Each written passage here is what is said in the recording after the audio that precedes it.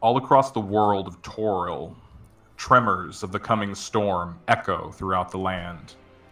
The seas churn with unclean things from the depths, while the water has begun to sour and the ground turns fallow. Seers both great and small have become catatonic and inconsolable, screaming of the world consumed in a deluge of fire, waves of acid washing over the mightiest armies, the crashing of thunder breaking the greatest strongholds, the air choked with poison and the seas turned to ice. Apocalyptic rumors travel on the heels of a cult once thought vanquished, now given renewed life, invigorated under new leadership. Worse still, the sky is now host once more to the winged terrors, the dread creatures of scale and claw, dragons. Reports of these attacks further fracture an already tenuous balance as the nobility struggle to reassure or subjugate their people, even while the richest towns are ransacked and plundered by the cult of the dragon. Trade meat was the first to fall. Since that black day, a campaign of rapine and plunder terrorizes the innocent. Those who survive are forced to abandon their gods, cut their hands before graven idols, and worship dragons alone. With the fall of every town, the entirety of the Sword Coast trembles before the onslaught of the cult of the dragon. Instead of cooperation, the various factions of Faerun seek to protect themselves against the coming conflict, only further dividing their strength. It is here amidst the breaking of the world that you find yourself in a unique position to play the most pivotal role in the events to come. You and a small handful of others are thrust violently into the conflict. For if you do not act, the tyranny of dragons will surely bring the time of mortals to an end. Our story begins in the town of Greenest, a village not far from the city of Baldur's Gate, one loyal to the Grand Dukes, and just on the border of Amn, where the last attacks of the cult were reported. And with that, we switch scene to the village of Greenest. We open our scene tonight in the interior of a small inn. A small village. The Rack is the only place in Greenest where you can get yourself any sort of liquor or room for the night. Small inn for a small village, it's fitting. And it's here that a handful of strangers are brought on a fateful night that would forever unite them together in their destinies. As we shift scene to the interior of the Rack, we see a dark, dingy interior of a small but well-kept inn and tavern. Locals and strangers alike pass through here on many different occasions. Outside in the street, we see the cobblestone roads winding out and the black canvas of Shar's night sky blanketing everything. We see a lone rider atop a horse, hooded and cloaked against the night, looking very well appointed and quite fine for such a small and shabby village. We focus in on the figure atop the horse, who of course is Liam Ulbrintir. And as the camera focuses in on Liam, go ahead and introduce your character to us and describe Liam as he lowers his hood and finds himself in Greenest outside the tavern of the Rack. Liam is probably the most handsome half-orc you've ever laid eyes on. He dresses in the best finery that money can buy. And he has an air about him of nobility. It's not he's not an actual noble, but he has the air of a noble. I think that's enough of an introduction. All right, excellent. So as Liam comes to a stop outside the Rack, go ahead and describe what he does. Okay. As he dismounts his horse, he's going to look around for the stable boy. Boy, take my horse. I'm assuming As you call someone. that out, to the out to the outside, and you look around, you see that the streets are surprisingly barren. Most people this time of night. I mean, this truly is a small village. You're used to the grand splendor of Neverwinter, where there was a stable boy outside every tavern. But as you look around, you see that there's no one ready to receive your horse. Okay. Although you figure there, you do see hitching posts nearby. Okay. Hold on just a second. What? Okay. Wife is asking me for something. Okay. Small towns. I can never remember. I'll find the stable myself. And so, instead of going in the front door, I'm going to find a place to hitch up the horse. Okay. Yeah, there are hitches just outside the rack, and you don't see any other horses out there, but it seems to be like a relatively safe place to leave your mount. Oh, okay. I was thinking stable, but that'll work. All right, yeah.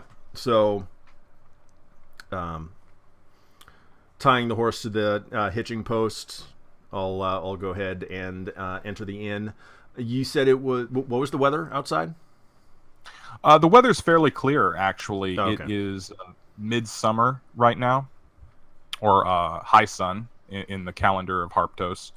And as you look around, you see, like I said, it's a fairly, it's almost eerie out here. You don't see a lot of people, and of course, it just brings to mind all of the rumors that you've heard, all of these apocalyptic talk, and more troublingly, the discussion of the cult of the dragon and these mysterious attacks, and even wilder stories of dragon attacks on people happening south in the nation of Am. Okay. So, walking into the inn, I don't have my hood up or anything, so it's easy to see who I am. And I'm going to stride straight to the bar. All right, you now have control of your token. Okay. Does Cassian see me, or? Well, as you stride in, let's actually shift the camera to Cassian Leventus, who's standing behind the bar. The owner of the rack, this squat, one-story little inn and tavern. Tell us about Cassian as the camera focuses in on him. Cassian is a rather tall man. As he's standing behind his bar, he's got a cloth and he's wiping down the tables. He's wearing a rather dirty white shirt and some simple brown breeches with a single leather cuff on his right arm. As he's wiping it down, you can see the sheer massive size of his arms as they roll. Something special about Cassian is, you can tell, his physical form is exquisite. His strength and even the way he carries himself and the way he moves, you can see great control that he has over over his entire body. His beard is rather well kept, as it forms two braids that trail down just below his chin. He has his hair, which is usually long, kind of pulled up and wrapped around into a bun while he works. And as another customer, another stranger walks in, Cassian looks up and squints his eyes over towards the door. And as Liam, as you cross the room, you see a rather pretty young lass with more than a little elf blood in her approach you. As Celine, the bar wench, comes right up to you with a cheery smile. "Hello, dearie. Welcome to the rack. Is there anything I can get for you?" Do I know Celine from previous visits? No, she seems to be a new hire. Oh, okay. Save me a spot at a table. "Why, yes, of course. Would you like one by the window, or perhaps right here, close to the bar?"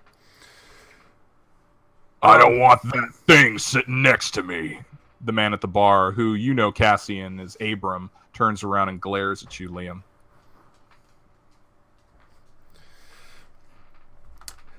I'll nod towards him and turn back to Celine. By the window is fine. All right this way. And she turns to cross the room, weaving her way around the tables and motions to a nice table by the stage in the corner next to the window. I will wave in acknowledgement and continue to the bar. She looks a bit surprised, but nods and waits by your table, apparently unsure of anything else to do. Abram turns to look back at you, Cassian, and glares at Liam briefly before looking back away. Damn fields. It's like the earth doesn't want to be tilled. You know, I haven't had a bumper crop in years, but this year has been the worst. Cassian, Abram is a local wheat farmer. He's actually one of your best customers. He comes in every night to complain about the harvest, except this year it's really been bad.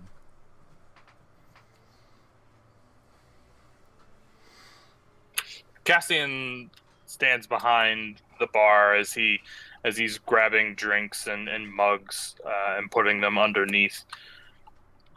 He's slowly just nodding at Abram, kind of hearing his usual gripes and grumps. And it's just at that moment you see your old friend Liam O'Brintier approach the tavern bar. It's just at this moment that Liam stands up and he's wiping off his hands before he looks at Liam. There's a confused look on his face as he looks at Liam, unsure, before there's a glint of acknowledgement. Is that Liam? Cassian, brother! Long time.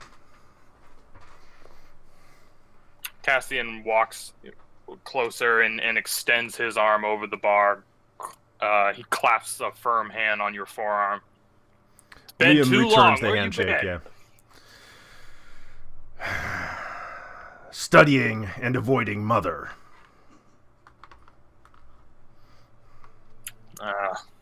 Giving you the gripes again, huh? As the two of you greet each other as old friends, you see that Abram seems appropriately chastised as he grumbles and looks down into his mug.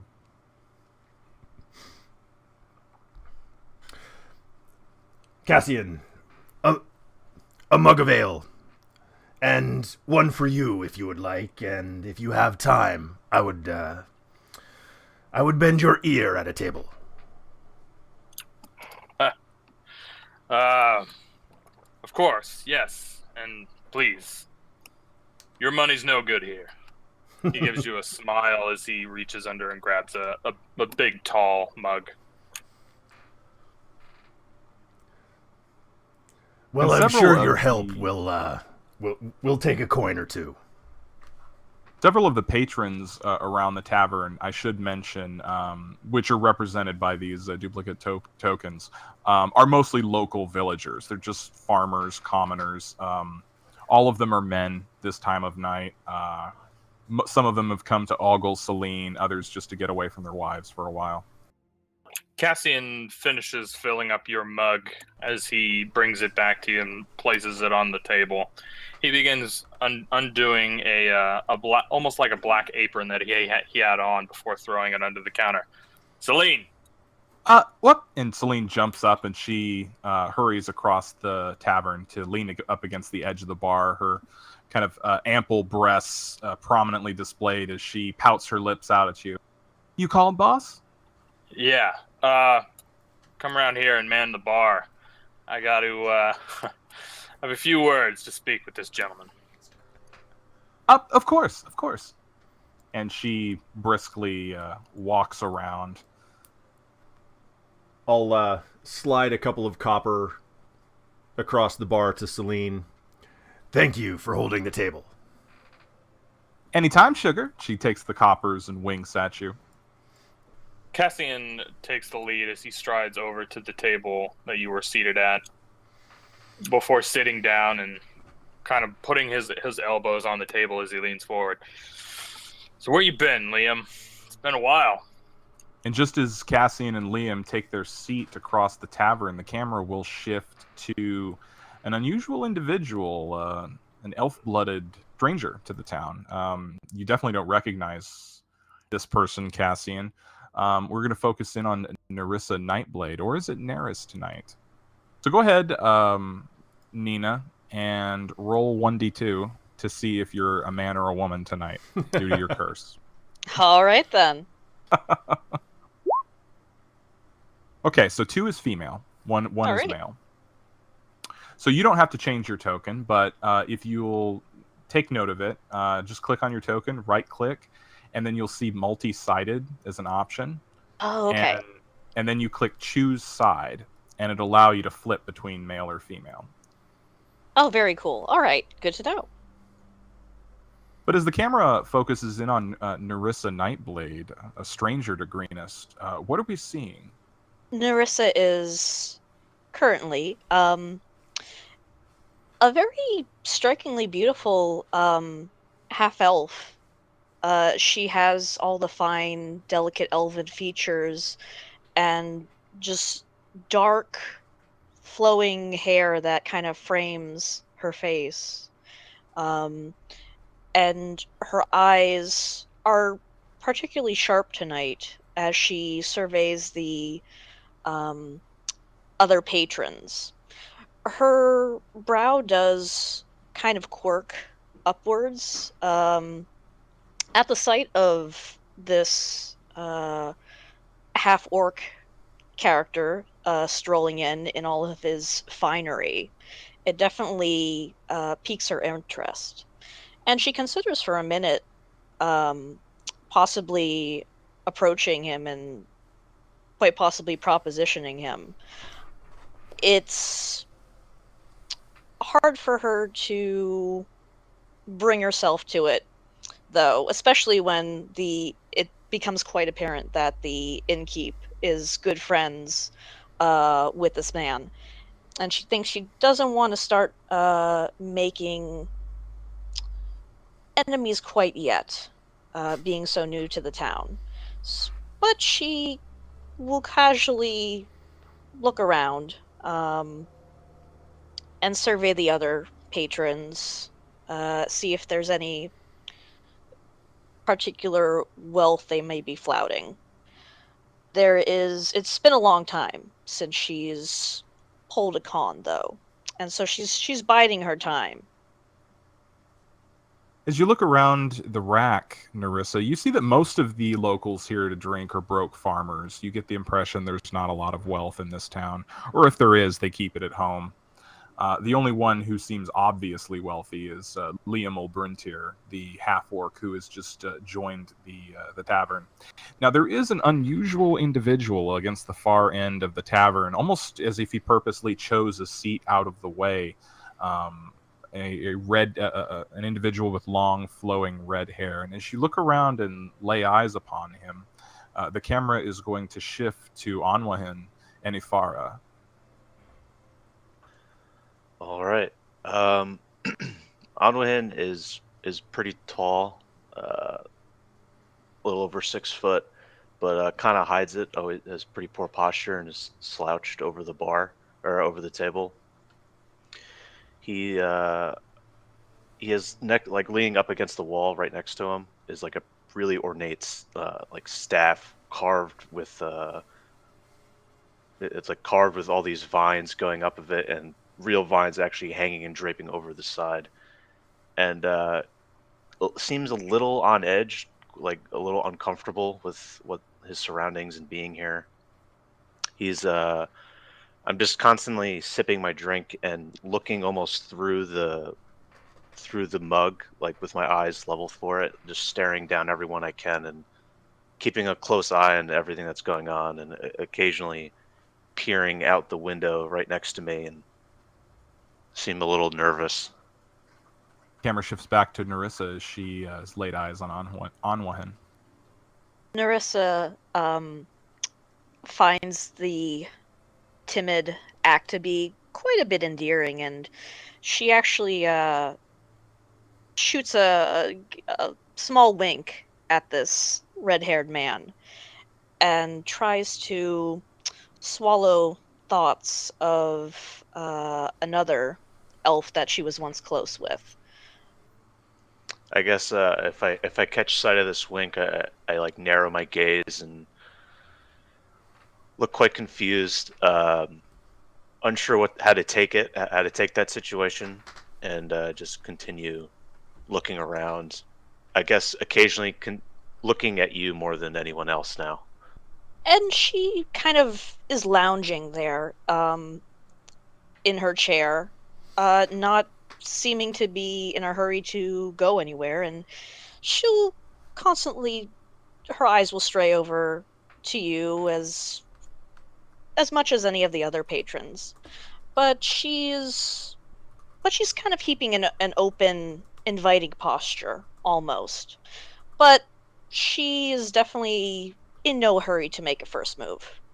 How is Anwahin feeling about being in civilization and watching all of these people in their natural environments? This is all very unusual for you. Yeah, I think Anwahin is quite confused of why people really settle down in the first place. It doesn't make a lot of sense to him, and especially being around so many humans makes him quite on edge. Constantly peering out the window, taking a quick survey of what's going on outside, and keeping mental notes of where everyone's sitting, and he just seems super uncomfortable with this whole situation, but knows he has to be here. And for our first roll of the entire campaign, we're going to have Nerissa Nightblade roll me a awareness roll. No, you're not playing World of Darkness, Michael. Looking for perception? An insight roll. Alrighty. How many times have I done that? Did I do that right? You did indeed. You got a 14. Nice. All right, I'll relay the results of that to you. Okay. Alrighty. Okay. So, watching the red-haired elf a little longer, she kind of tries to follow his eyes, to see if he's looking at anyone in particular or if he's looking at the door. He keeps looking out the window, you notice.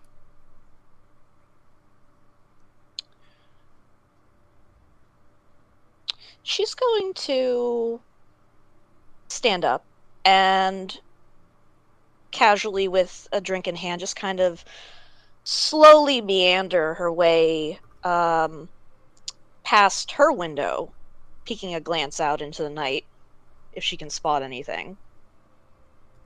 It's a rather clear night, but you don't see anything of note. So in that case, she's going to keep meandering forward towards his table. Yeah, as soon as you stand up and start making your way towards me, my head is looking forward, but you could tell my eyes are turned towards you with my mug up to my mouth. I'm not drinking. I'm just watching you approach me. And as she kind of sits in the chair opposite of him, she's gonna again cast her eyes casually out the window as if admiring the scenery.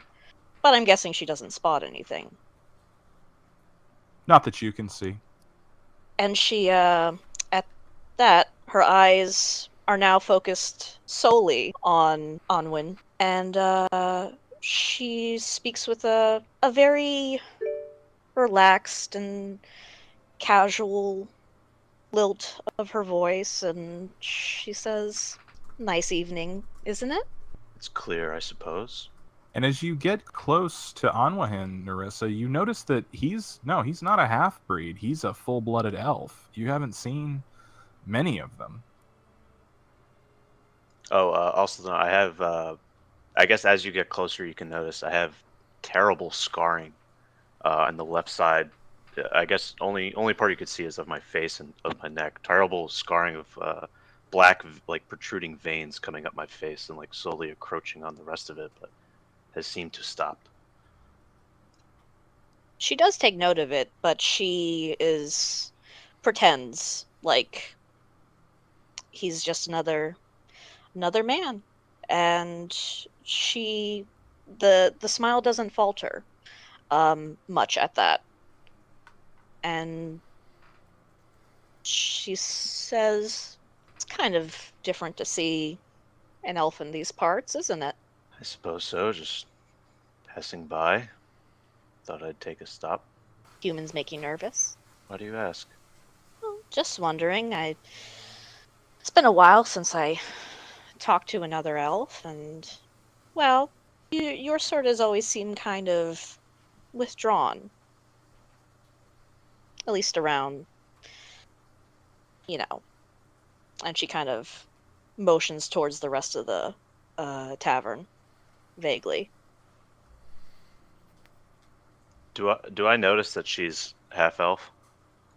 Yeah. You've lived around full-blooded elves your entire life. You can spot the traits of a human when you see it. In fact, to you, she looks like a human. It's the curse of the half-elf. To elves, they look like humans. To humans, they look like elves. Right.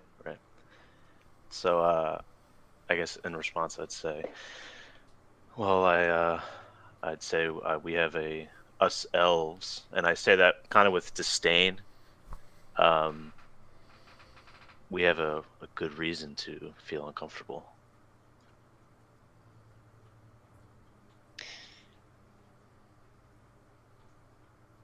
Nerissa makes a kind of placating gesture with her hands, as if to motion that she didn't mean to offend.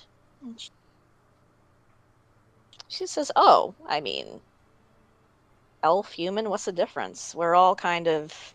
We all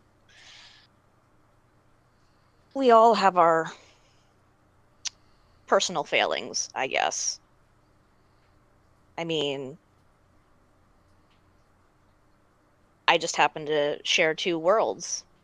Both of them not so great. Was personal question, if I may ask. Only if I can ask one of yours. Did your parents choose? Did they know each other? There is a brief spark of sadness. But she hides it pretty well. After years of kind of coming to terms with it on her own. But all the same, she looks a little bit off to the side and she says, well, that's hard to say. I never knew my parents.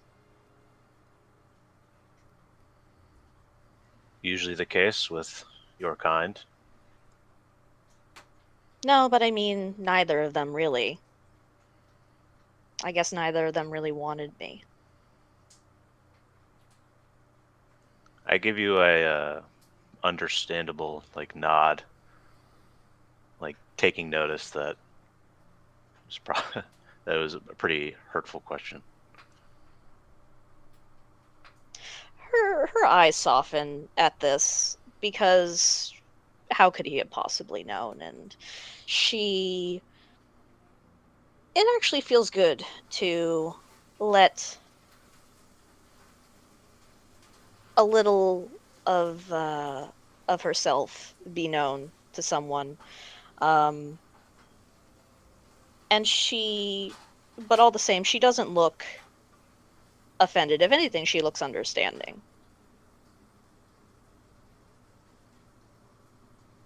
And with that, the camera is going to shift to the other end of the rack, where we see Cassian and Liam reuniting over a mug of ale. So once we get seated, going to look around, trying to not obviously look like I'm looking around, but making sure that no one's listening in. And I'll lean in. No one. Okay. No one seems to be listening in as you look around. So I'll lean in on the table. I found her. After all these months, I finally tracked down my wife. I know you swore off the life of adventuring, but brother, I need help.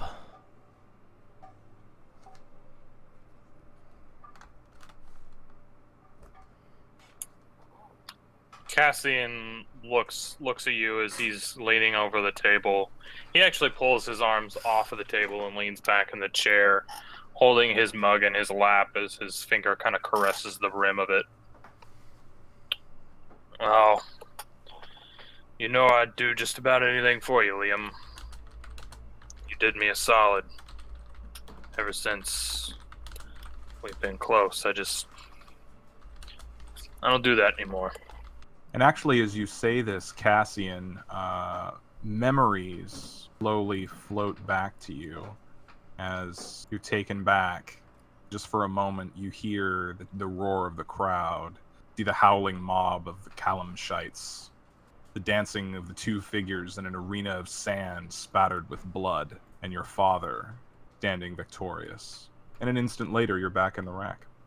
They hid her away in the Temple of El Mater. They've made her a nun.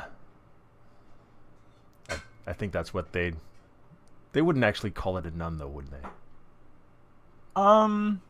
They would probably call her something like a postulant or an initiate or something like that. But I think I have a way in.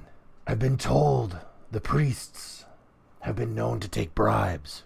Now, I know I don't have enough yet, but I figure if you can help me get there, I'll have enough by the time we get to the temple that I can buy her way out. Cassian's nodding as he takes a swig. You know, he leans back into the table again. You know, if you come back here, tell your tales, your stories. Like, once again, I know some of the locals here would love it. I'll get the word out tomorrow, and tomorrow night, you'll have a crowd. They'll pay. I appreciate that. But you know that kind of money, I won't be able to make the kind of money I need fast enough telling stories. Cassian gets a puzzled look on his face. What did you have in mind? I've been told that there are bandits on the roads. As we travel through the towns, everyone always needs magic. I can work my way through the towns to the temple, but I can't let her stay there any longer than necessary. I understand if you can't help me, and I won't ask, but if you have a change of heart, I'll take a room in your inn tonight and be on my way in the morning. He has a sorrowful look on his face as he slowly nods and stands up from the table. That is all I can offer you. The room is yours. And how does Liam take this news?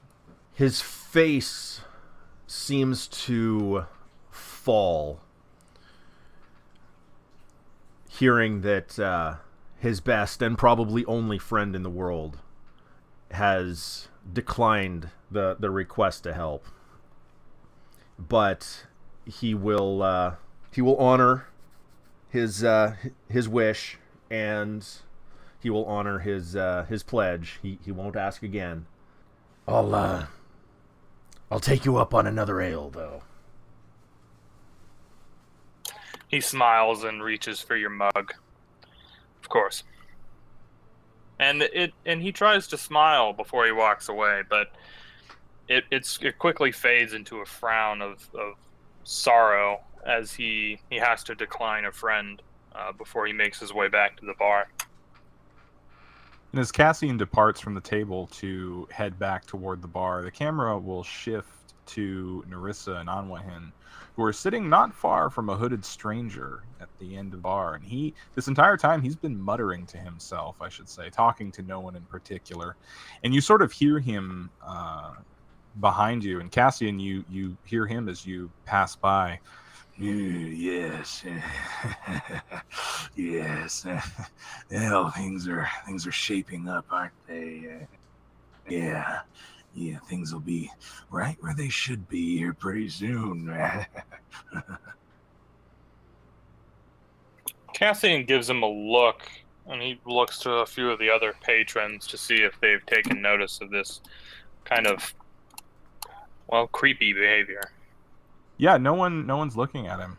Even Abram hasn't noticed him. He'll keep an eye on him, but he'll move on, not wanting to cause any disturbances, or as he's working on Liam's drink right now.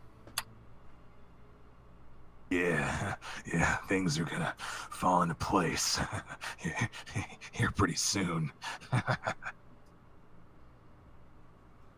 Nerissa, seeing the stranger kind of muttering to himself, again quirks an eyebrow at that, but her attention is mostly on Wayne at the moment, and she kind of like motions furtively with a hand and just kind of like makes a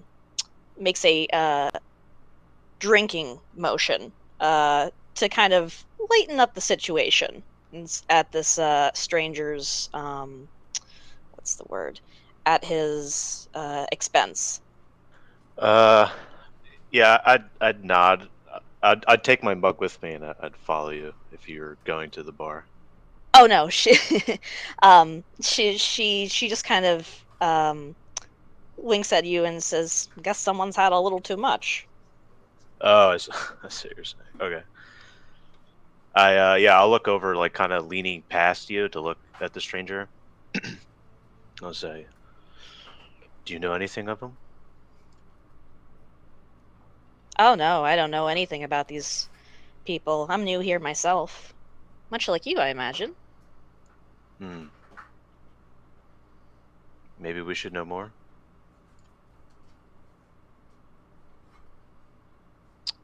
She kind of looks again over at the stranger, and taking note of his clothes, he probably just seems like another poor farmer to her. He's wearing a long, ragged green cloak and a hood, which obscures most of his face into shadow. His boots, however, catch your eye. His boots are shiny and clean and new, almost as if he didn't walk here at all. Which is highly unusual because the floor outside the ground outside is rather. It's not muddy, but it's definitely dusty. There's no way he could walk in here with those clean boots. It just stands out to you as being odd. And in fact, while you're looking at him, he's like twitching and moving, and his head is kind of, yeah. Yeah, well, they'll see. They're gonna see. Yeah, if he gets like weirder and weirder, I'd probably stand up, and I'd like to approach him.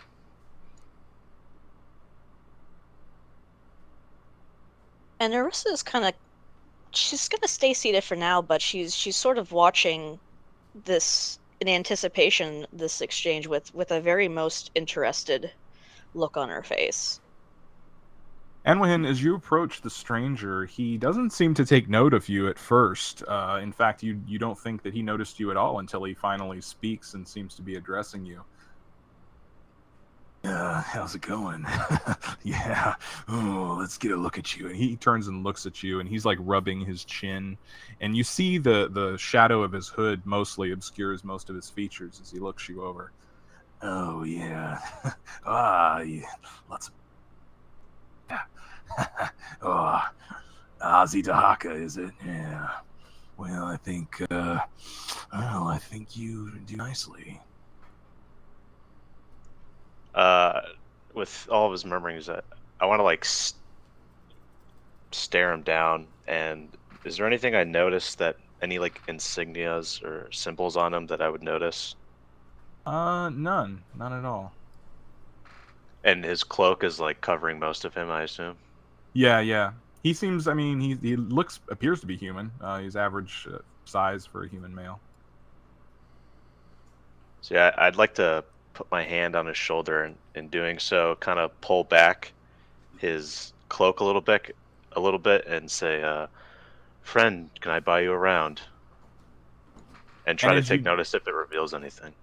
As you do that, actually, you see Celine over from behind the bar, and she's looking at you very strange, Anwahin. In fact, the peasant the farmer not far from you, those couple stools over, is also noticed your strange gesture, or apparently what seems to be strange to him.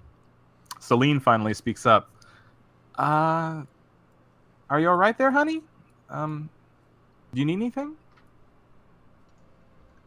Talking Just to you, two. Anwayne. Yeah. Just 2 drinks for us. And I turn my gaze back to this guy. Celine turns to look at Cassian before looking back at you, and she says, "Us?" Referring to the stranger, I nod to him. Celine looks puzzled. Yeah. Well, I think you should maybe kill people you don't like, huh? But you're here to do that. I think you are. Can I tell that she like what am I picking up from Celine? Like she has no idea what I'm talking about. Yeah, go ahead and roll an insight check.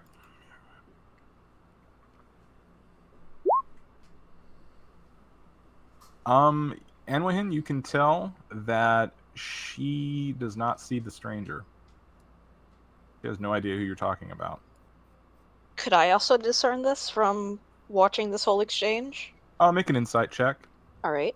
10 or better will do it. Wow. Oh no, you're too focused on the stranger. He's just too fascinating. In which case, she's probably going to start to kind of go around this table and see if she can sort of like wind up on his opposite side. And she is looking him over, kind of like furtively seeing if she could discern. She sees the shiny boots, and she's wondering if he has shiny anything else. Yeah, you. He turns and looks at you, Nerissa, as you take your seat. Yeah, I think you might, yeah, I think you'll do well. Yeah, well, we'll see. Well, when things fall into place, I might be, looking for somebody. Yeah, I know you are. Well, yeah. Come from the line of death, I can tell, yeah. Cassian... Her eyes... Oh, go ahead. Her eyes widen a fraction at this, and she says to the stranger, "Pardon?" Celine looks at Cassian, and she's... Who are they talking to? She mouths with her voice. Cassian is looking on at the stranger. He's been getting bad vibes, and he calls her over. Bring my friend Liam his drink. Right away, boss. And she takes the drink from you and turns to hurry off. Cassian's gonna walk over to the bar and kind of put both of his palms up on the table. What can I get you guys? Hell, you can get me a big pint of blood. Yeah. Yeah, no, you'll serve that up soon enough, won't you? Yeah, I think you will. It's been a while since you've done that, but I think if you're pressed, and you're gonna be pressed, yeah, I think you will. At those remarks, I'd like to try to rip the robe off of him. Or his cloak. I'd like to try to Okay. get a full look at what he's wearing. As you make a grab for him, your hand plunges into air, and he's gone. There's no one there. Cassian jerks back with his hands pulling from the table as he looks on, his forearms almost up as he reactively tries to defend himself from something. But he looks at both of you and he starts looking around at the rest of the customers. They don't seem to have noticed anything. Abram's kind of given the elf a weird look, but I'd like to run to the window and look outside again, looking panicked. Nerissa's expression had turned grim listening to this stranger. Her hand had been kind of reaching secretly for the dagger that's within her tunic, because all this talk of blood and death and whatever sounds like the ramblings of a madman. But as soon as he disappears, she is quite shocked, and she looks between the two men, Cassian and Anwin, to see if uh, they know what is going on, because she certainly doesn't. But as soon as he runs to the window, she gets up and she follows him, and she says in a very low voice, "That wasn't your doing, was it?" Onwin, you don't see anything except the night. I, without removing my eyes from the window, say to Nerissa, "No, this place isn't safe. We must evacuate this tavern." Cassian, how are you reacting to this very strange interaction with the vanishing man? His eyes are darting around the room. He straightens himself up as he notices that no one else seems to have noticed except the two strangers that were at the bar. And he is kind of shaking his head, blinking, straightening himself up, trying to begin rationalizing it away in his head that he didn't just see that, although he knows he did. Celine returns to the table, Liam, and she sets the mug down on the table. And Liam, you did see the stranger by the bar. You were you did see him when you went up to the bar. You were capable of seeing him, but as you glance over there now, you see he's gone. I don't know if you saw him vanish or not. I don't know where you were looking.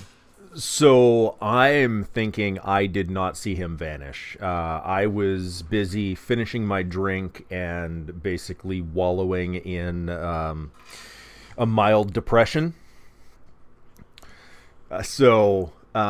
Basically, yeah, I saw the stranger when he was there earlier, but I didn't think anything of it. And now Celine is bringing me another drink, and I'm going to look up and thank you. And pass her a couple of coins. And one more bitter dwarf for you, or is that a dwarf bitter? But she takes the coppers. Yes, it is. Just at that moment, everyone inside hears something. Celine looks up immediately. Those are the warning bells from the Church of Shantea. They ring when there's church, when there's a temple service, or when there's an attack. And there is no temple service tonight. The camera is going to pan around as the bells ring throughout the town for a reaction. We'll start with Liam. I know what the bells are. Yeah, you have a pretty good idea, judging from Celine's reaction and from everyone who suddenly looks up from the table. Oh, okay. I'm gonna look over to the bar. Cassian, be ready.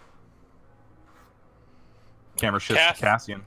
Cassian's eyes are darting back and forth, and you can see he's adjusting the bracer on his arm as he calls across with a booming voice, "Celine!" It's the bells! And Celine runs over to the bar, and she leans up against the bar and looks at you. Boss, what do we do? Get everybody in the storeroom. Barricade yourself in until the guards arrive. Camera shifts to Nerissa and Anwahin. Nerissa, it has... Oh, go ahead. No, I was going to say, I was going to turn my focus to you and say, this is the cult's doing. There isn't much time, and I'm going to put my hand on your shoulder, and in doing so, my eyes, I have like very green eyes, and they glow slightly bright, and I'm going to cast guidance on you, if you accept it.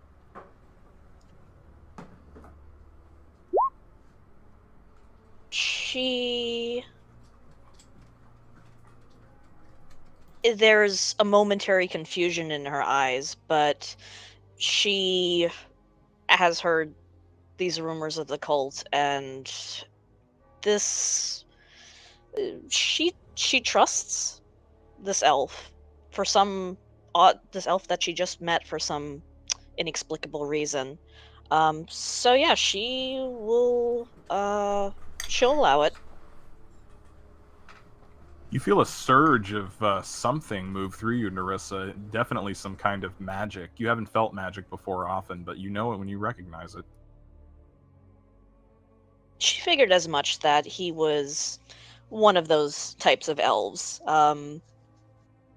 And she looks again a little questioningly towards Onwin, but she is not one to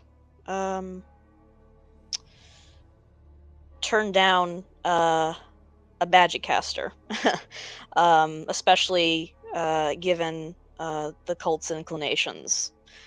So it's not her area of specialty, so she would defer to this stranger, probably. And she says, what do you expect us to do about this? We should get out of here. Well, if you can't This fight, is- hide. Just as you say that, Abram actually tosses back what's left of his ale, and he says, "Cassian, I gotta get to my farm."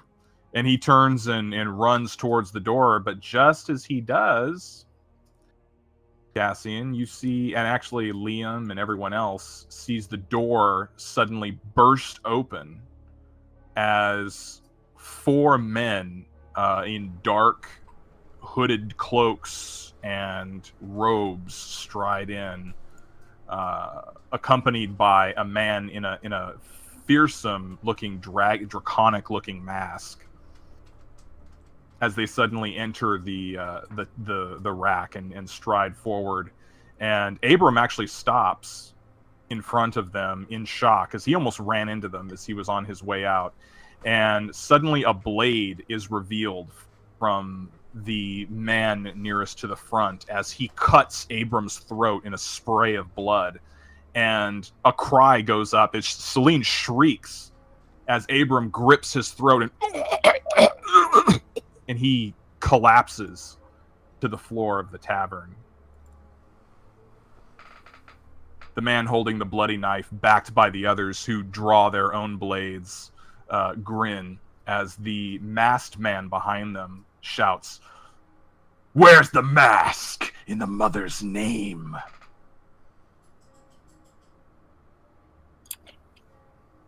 Cassian is now walking around and as he does so, he's revealed that he's actually taken out a very different looking shield, and he's actually reached up and grabbed one of the weapons off of the top of the ceiling from behind the bar. Looks to be a really well made war pick as he walks forward. Celine, get everyone in the back. Oh my god, there's so much. Okay. And she runs. Everyone, come on! And as soon as she says that, the back door, boom, kicks open, and behind you, you see another group of these men stride into the room, all robed in black, and also accompanied by a man in a mask. As they suddenly grab the man off the bar nearest to them, and help, Cassian! And he reaches out, and they cut his throat as well.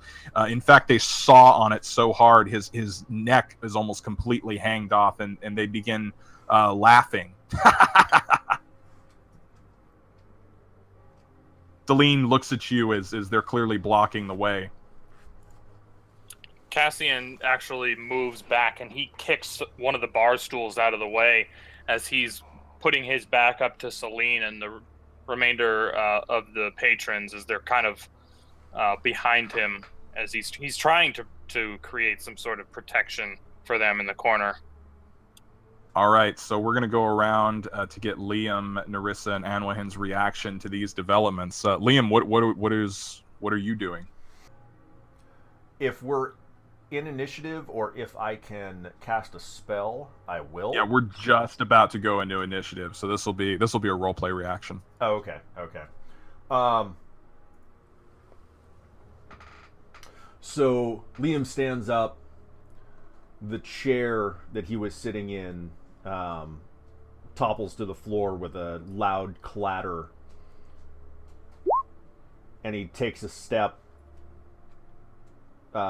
basically slamming his staff down on the hardwood floor at his feet.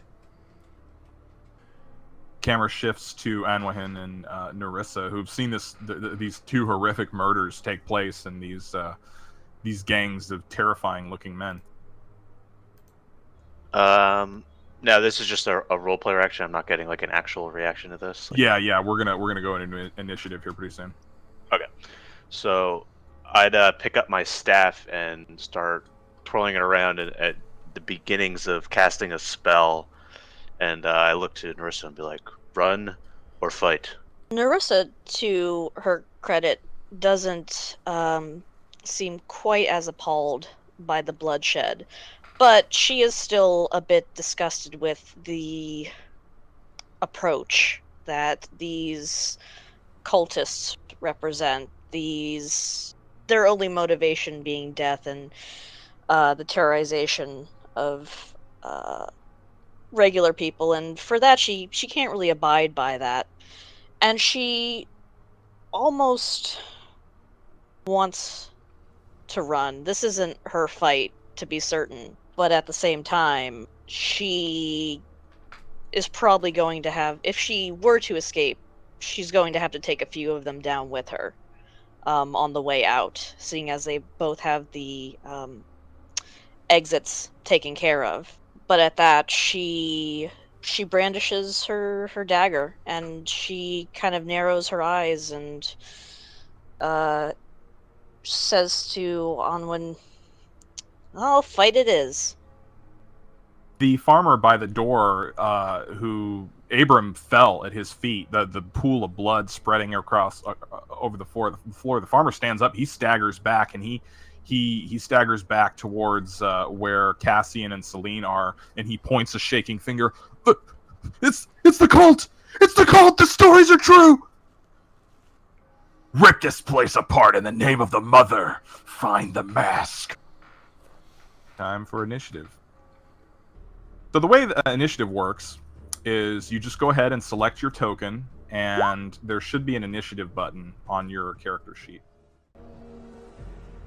All right, so as soon as the man shouts that, we see the cultist by the back door.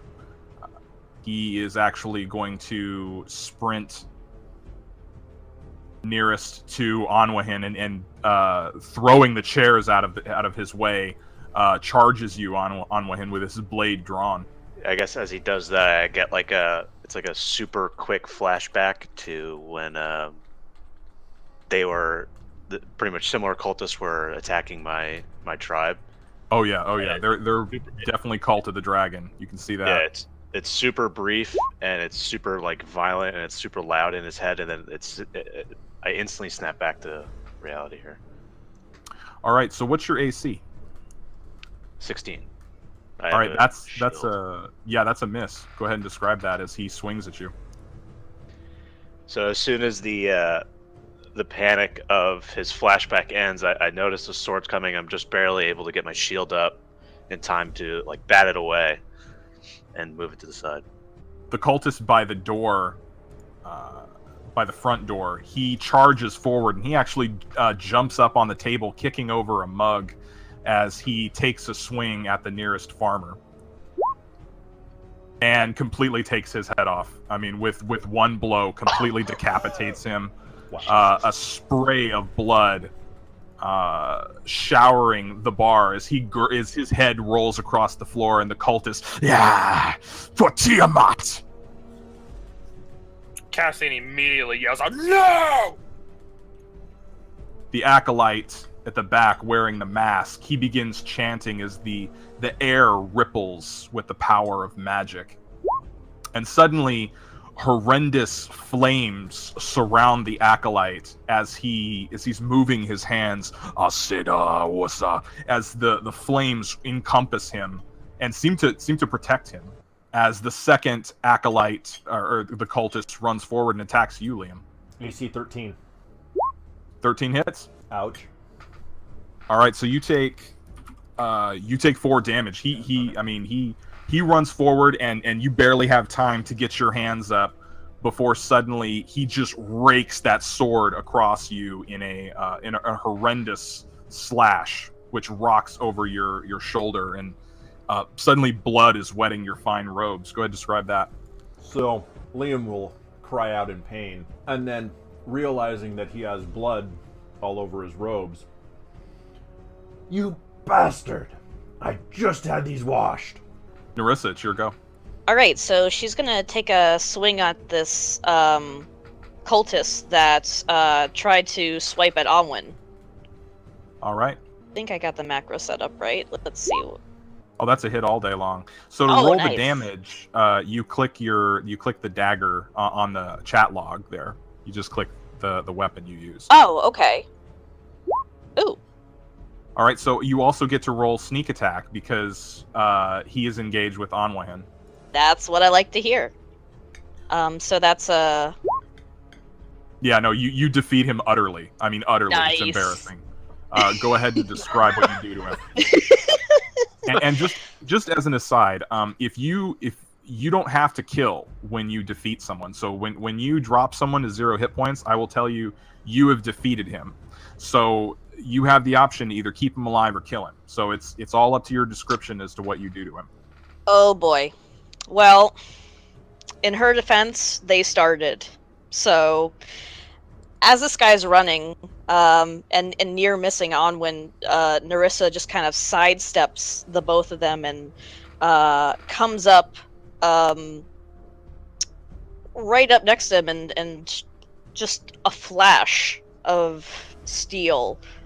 She embeds the knife in the cultist's throat. Yeah, and an avalanche of blood sprays out as he's suddenly caught with how fast you are as you bury the knife in his throat. The cultist near the door suddenly sprints forward. He shoves the headless body aside, and Celine actually cowers out of the way. Cassian, you will be able to defend Celine if you so desire, if you want to take this hit for her. He is absolutely going to try and defend her with he's going to round his shield around, and with his elbow, he's going to kind of like push her out of the way so that he can get his shield up in time. All right. That's a miss. Go ahead, describe it. As he like pushes past the headless body, he runs forward with the scimitar, and with lightning fast reflexes, Cassian throws up this shield and bats it away as he uses his back and his shoulders to push Celine out of the way to kind of square off with this cultist. The cultist near the back joins his fallen comrade, who's he slumps to the ground completely dead as he charges and tries to attack Nerissa, as he saw how lethal she could be. And there, Nerissa, you see there's something manic, something horrifying in his eyes, like the only kind of manic look that a religious fanatic can have as he's charging at you. Does a 16 hit? I think it does. All right, so you take a grievous hit as he suddenly opens you up across the chest as his tongue hangs out with a slash as blood sprays across him. Yeah! And with that, the other cultist by the door, he runs forward and jumps over the table and comes at Cassian full force, trying to slam into him to try and knock him over. Cassian, I need a strength check from you. Just regular strength saving? Strength athletics. Yeah, he's essentially trying to brawl you, grapple. Oh yeah, you overpower him easily. What do you do? As he tries to run over and try to like bowl Cassian over, he sticks his leg out and kind of anchors himself as he pushes him back with his shield, and actually gets a small slice on his arm because looking closely, there's actually a blade attached and almost welded to the side of the shield. Cassian, it's your go. Cassian is going to take with his war pick, he's going to bring it around to the side, and he's going to bring it straight into the head of the first cultist that he deflected. This guy. And make that attack. Yeah, that's a critical hit. Go ahead and roll that damage. You utterly defeat him. I mean, just it's terrifying. Go ahead, describe it, whatever you want to do. As Cassian throws this other guy off, he brings a war pick around, and it sticks straight up to the hilt, right into the side of this guy's skull before he wrenches it out and actually pulls a great piece of the guy's skull with him before he turns around and using his bonus action, he's going to stab at this other cultist with the edge of his shield sword. All right, because that shield weapon is considered an offhand weapon. Yeah, it's considered improvised. Okay, and you have 2 weapon fighting, so you'll be able to add your ability score bonus? Correct. All right, make that attack. That's a miss. All right, so as he rips the war pick out of that guy's head, he rushes forward, and with his dagger, he tries to slash at the man's torso before he quickly retracts and pulls his shield up in a defensive posture once again. Yeah, as you slam into the cultist, he barely gets his sword up in time to keep you from taking out his throat, and he says, "To me! Help!" as he's almost knocked over and barreled over from your charge. As we're going to move to the cultist by the back door as he charges to help his companion as he steps over the body of the dead one that Nerissa had killed. He's going to swing it on with him. And that's a miss. Go ahead, describe it. Instead, with the shield this time, my staff will bat it out of the way, narrowly missing and striking and hitting the ground. All right, on with him. Your go.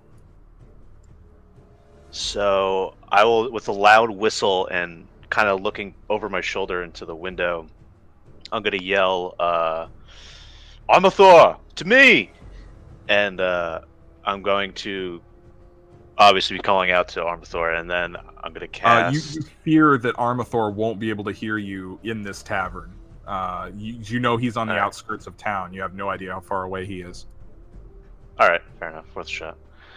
But I will cast Thunderwave in a 15-foot cube in front of me to hit both of these guys. Okay, so they got to make con saves. Fail. Okay, so they both fail. How far back does this Thunderwave push them? I believe it's 10 feet. Yes, 10 feet away from me. So immediately as you unleash this opulent, thunderous spell, the crack of boom hits throughout the tavern as they're suddenly thrown backward, and in fact they're going to be knocked prone as the table in front of you is completely overturned. Go ahead and describe casting this magnificent spell. So, as I was saying before, I started casting it earlier, and through my staff, I'm moving it around, and what you expect to be a really large, bang on the ground is a light tap, which then echoes and booms out from it and pushing everyone back, exploding. The last cultist near the back runs forward and shouts, "For Tiamat!" as he goes to throw himself at you as well, Anwin. And he misses. So as he goes to strike, since my staff is right in front of me, I'm able to put it sideways and block the blow coming directly at me. The camera shifts to Liam Oldbrintier. Gripping my staff in one hand and raising my other hand at the guy that's right in front of me, I mutter. Dark tendrils start to emerge from my arm, rushing towards the cultist. All creatures within 10 feet of you. All right, so the cultist alone. Yeah, it's just the one, but I need to get him away from me. Yeah, absolutely.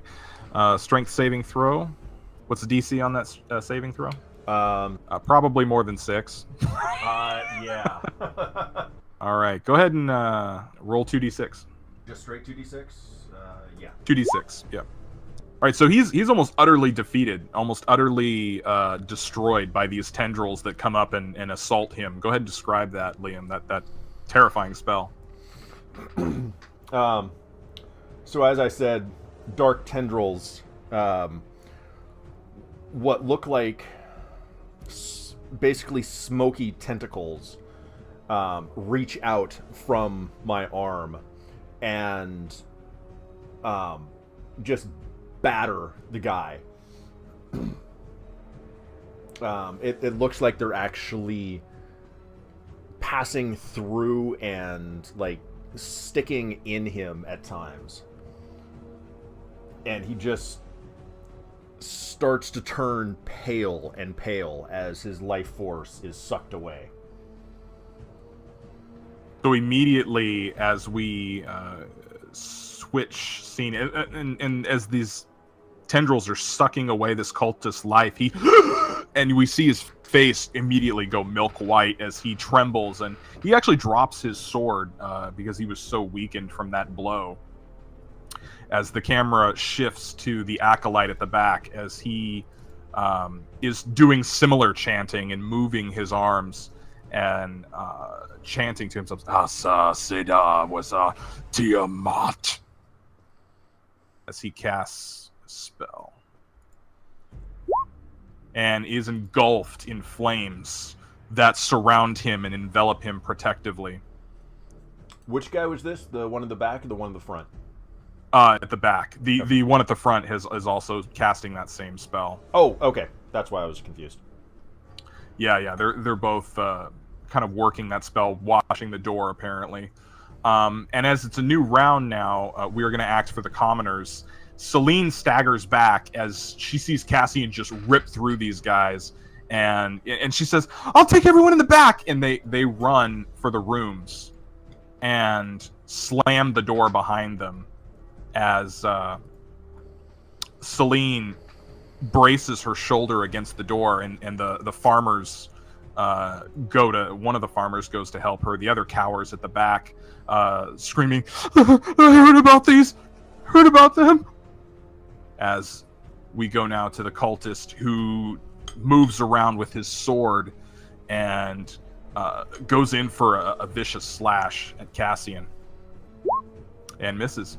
Yeah, Cassian is sticking and moving. He's actually, as he's moving, he has to move actually through some of the bar stools as he's pushing them aside, as he brings his war pick up to block this guy's sword. And as he does so, he kind of throws an elbow up and misses as he's trying to lash out at them as much as possible. The acolyte at the back sees you. Actually, no, he wouldn't have seen that, Liam, because of the line of sight. I mean, he saw the spell, but he didn't see where it came from. So he is actually going to move forward and step over the body of Abram, as his attention is on Cassian, who's tangling with these cultists, as the acolyte begins moving his hands. Yaktaum! As he moves his hands in a wave at Cassian. Cassian, I need a dex save from you. It's flat dex? Or acrobatics? Dexterity save, yeah. Okay. All right, you take 4 damage as suddenly the flames, like fire, explodes around you as the acolyte throws the spell at you. It's actually that's actually not radiant damage. He's an acolyte of Tiamat, so it's fire damage as he casts the spell at you. Go ahead, describe it. As he's kind of moving both his shield and his war pick around, looking at these two. The flame comes down and envelops him. His whole body racks as he just cries out, "Ah!" As his whole body begins to smolder, his shirt begins to burn as it's revealing these... It begins to fall off of his torso, revealing these horrific red burns all over his body. All right, we move to the cultist, who is dreadfully weakened and terrified of Liam. He is going to say something under his breath and attack you, Liam, but he's going to be at disadvantage because he is he now has the frightened condition of you. He's utterly terrified of that spell. Okay, so he's a disadvantage, so that misses. Go ahead and describe that. And he's got a scimitar. Okay.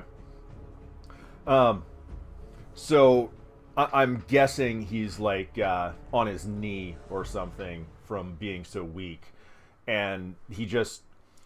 I hate to keep using the term weak, but he weakly tries to slash, and it's as if I saw it coming and took a step and put my staff just right where his wrist was, and it just deflects the blow utterly. All right, we move to Nerissa, who is in pitched combat alongside Anwahin and bleeding badly. She is trying to power through the pain, knowing that if she lets her guard down at this moment, that it's all over for her. And she takes some pleasure in the fact that this cultist is just as dumb enough as the one that she felled before, and hopefully she can catch this one unaware again. All right, so you're making an attack? Yes, I am. Oh, yeah. Oh, look at that. Bullet damage and sneak attack. All right. Damn, 2 1s. All right, so you hit him. You don't defeat him, but you grievously injure him for sure. Right, so she kind of, she is obviously, in pain, and as she swipes at him, it's almost out of desperation, and it doesn't quite hit with as much finesse as her previous mark. So it falters a bit, but she casts him a very vengeful kind of stare right now. All right, Nerissa, roll 1d2 due to your stress and pain. Okay. All right, your curse does not manifest. So we move now to this cultist who has to use his action to stand up. He's still recovering from that shock wave as he rises from the prone position. And as he rises, he sees the one of his brethren behind him on the ropes against Cassian, and he's actually going to turn around and rush just a few feet away and strike out at Cassian from over the bars, just as he's enveloped by these flames. I assume a 20 hits? It does indeed. All right. You take... it's a minor hit, but you are hit. So as he's racked with this fire, he looks up at the 2 cultists, and he feels another blade come in and strike him on the shoulder before he recoils forward. Ah! He turns around to see the new cultist that has arrived, and he bears himself behind his shield. And just as you do that, the cultist in front of you, the man in the black robes, yells out, "Yeah, die!" as he thrusts his sword forward and hits you for another 4 damage as he sticks you in your side. Cassian tries to get his shield up in time, but as he pushes it to the side, the cultist is able to maneuver it around inwards, and it sticks him into the gut, and he barrels over, and he almost holds onto the guy's arm as he's holding that, and as he pulls it out, Cassian looks up at him. "Come on!" And he's going to be activating his second wind. Wow. 11 hit points. Wow. You completely recover. Seeing that you just shrug off these horrendous blows, blows that would have killed any other man, they step back, and all of the cultists around you now have the frightened condition, as they know that they're dealing with someone who's far more dangerous than he looks. And as he rises up, his body is covered in burns, these slash marks, and they're bleeding. He rounds on the one right in front of him, and he brings his war pick down straight into this guy's chest. Do I have advantage because he's frightened? I don't believe the frightened condition gives you advantage against them. I think they just have disadvantage to attack you. Okay. All right, go ahead and attack with... are you attacking with your offhand as well? Yeah. His second shield. As he brings his war pick down, It completely misses, but he follows it up with a stab to the side as the shield rounds on him. And he's able to get out of the way. He's ducking and pulling back, and Cassian seems to be fully invigorated as he's staring down these cultists.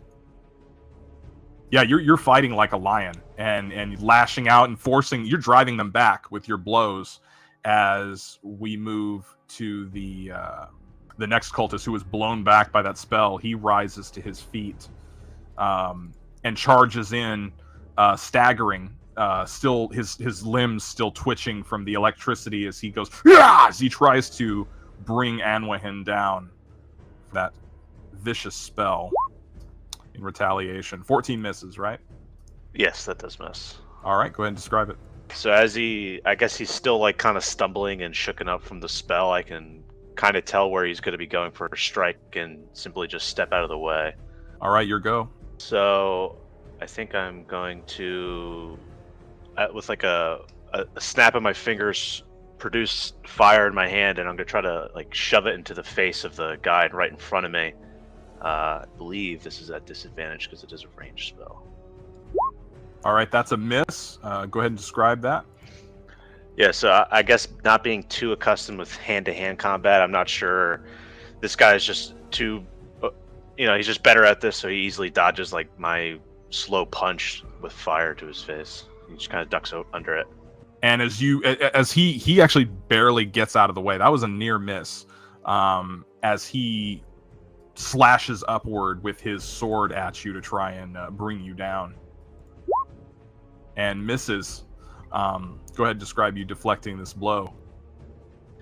Kind of having my shield a little bit lower for that punch that I just threw. I kind of just jump, since he was going for like a upper towards attack. I kind of just block it right there at like my gut to defend the blow. All right, as we switch to Liam. Okay, so the guy in front of me is still alive. Barely, but yeah. Okay. I'm just gonna chill touch him. Alrighty. I don't see that spell in the chat log. Oh, hold on. There we go. That's a hit. Okay. Yeah, he's dead. I'm gonna rule that if you kill if you drop someone to 0 hit points with a spell, you don't have the option of sparing his life. Like the spell kills him. Oh yeah. Yeah, so go ahead and describe that. Okay. So anyone that can see what's going on in my vicinity sees a skeletal ghostly hand appear next to mine, and it reaches out and grabs the top of this guy's head and just squeezes, and you can see the fingers just embed themselves in his head and slowly sink into the skull, not actually causing damage to the skull, but it's like the fingers are going in. His eyes roll up in the back of his head and he just collapses. And as he falls to the ground, we switch to the acolyte at the back of the tavern, who steps forward enveloped with protective flames as he begins moving his hand. Aseda Naktarum! As he moves his hands, and suddenly a surge of energy rushes from his hands to the nearest cultist as he casts a spell. Oh, no, wrong character. So the black-robed man directly in front of you, Anwahin, the acolyte, as the surge of energy hits him, his wounds from the electricity the burns all over his body completely vanish and give him renewed strength to fight. As the cultist who is fighting with Cassian, he's scared. Yeah, he's terrified, but he continues to fight on. He's actually, because he has dark devotion, he's going to get a will save. And I'm gonna call this will save 10 plus your charisma modifier. What is that, Cassian? It is 2, so it will be 12. Okay, so he manages to shake off his fear, and he says to the others, "The mother is with us. Kill this infidel." and completely botches. I will give you a free attack against him, Cassian, as he goes in to slash at you. Okay. As he cries that out, Cassian looks at him and wheels his war pick around. All right, that's a miss. Okay. As he comes in, Cassian tries to capitalize as he swings wild with this war pick, coming up a little short as he kind of steps back away from it. We move now to the acolyte at the back of the tavern who continues to move his hands. He's shaping a spell, as the same spell from before, as he aids the other cultist who is in front of Nerissa, and casts the spell. Noctarum. And quite suddenly, a rush of health surges through the man in front of him. A sickly red light that shoots out and hits him in the body and completely seals up all of his burns. As the cultist who is dead, we go now to Nerissa. Okay. So I'm obviously quite a ways away from my backpack. So I really only have what's on my person. Safe to Correct. say. Or in the leather pouch that I have. Correct. Okay. Nerissa is going to reach into her pouch, and she is going to fling the one that's currently healing up in front of her. She's going to fling a vial of acid in his face. Oh no! All right. Make an attack roll. Okay. Yeah, that'll be your dexterity plus your proficiency. Okay. Vial of acid to So- the face. To the Yep. face? She is not having a good day right now. She... Okay, so... Believe it or not, I did not come up with a macro for this. So, All right, is it just... slash. You could probably just roll your dagger, right? Because it's the same thing. Yeah, I'd take that. Okay. No, that's a hit all day long. What's the Jeez. damage Then some. to? What's the damage to acid to the face? That is a very good question. I did not plan this. Shoot. I have to look this up. The Oh, acid 2d6. does- Oh, okay. Yeah, go ahead and roll 2d6. All right then. Okay, so he's almost dead and definitely blind. He can't see. Immediately he grabs his face and as his face is almost completely melting off. And I'm also going to give him the prone condition because he's definitely down. It just took acid to the face. Yeah, no, he can't see. His body's convulsing in pain. He's horrifically burned by this acid. As the cultist pitched in battle with Cassian makes an attack of his own to try and slash at Cassian's back and misses. Cassian pulls back and his scimitar chops into the edge of the table. And we move to the next, who, though he's terrified, he's going to try and shake off his fear, which he does. In fact, he gets a critical success, so I'm going to rule that he, in a display of dark fanatic devotion to Tiamat, he calls out to the entire tavern, The mother is with us! In Tiamat's name! Strike out for the chromatic flight! and he throws himself at Cassian, removing everyone's frightened condition as they are inspired by their compatriot. He's going to try and grapple you, Cassian, and he botches completely. He might be inspiring, but it didn't work out for him. Cassian, I'm going to give you... you got two options. You can either automatically have him grappled, or you can get a free attack on him. I think I'm gonna grapple him. All right, so he is currently grappled. Go ahead and describe that. So as he rushes forward to grab Cassian actually ducks under and hits him in the stomach with the butt of the war pick, and then with his shield arm pulls it up around his throat and actually pulls him up forward, almost using him like a shield for the rest of the cultists. All right, so you got him. It is your turn now. Cassian, as he has him, he's gonna actually, with his bonus action, he's gonna rake the blade that is already at his throat across the guy's neck, trying to cut his throat completely. All right, make that attack. You won't have advantage because he is not knocked prone, but you'll get an attack on him. That's a hit. All right, so you almost kill him. I mean, you open up his throat. He's not dead, but you almost completely kill him. Go ahead and describe that. He pulls that sword that's attached to his shield across the guy's neck as he kind of lets him go as he's grasping towards his throat, trying to stop the bleeding. And he'll bring his war pick around to the one on his right and bring the war pick up and bring it down onto him. All right. That's a miss. So he manages to get out of the way while the cultist in your grip, he's gurgling thickly. He's not shouting for Tiamat anymore. As we go to the cultist who is on the ground, he's burning.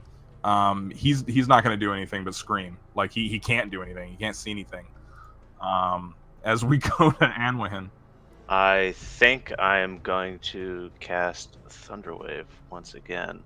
And I believe that should hit all three of them, including the cultist, because it's a 15-foot cube in front of me, which I believe he could hit.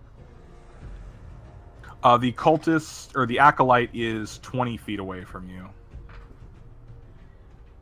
Alright, just how I was reading it, I could probably paste it on.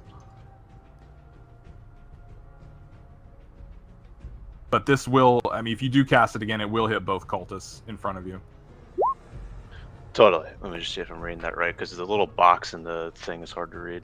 Yeah, each creature in a 15-foot cube. So the acolyte is 20 feet away from you.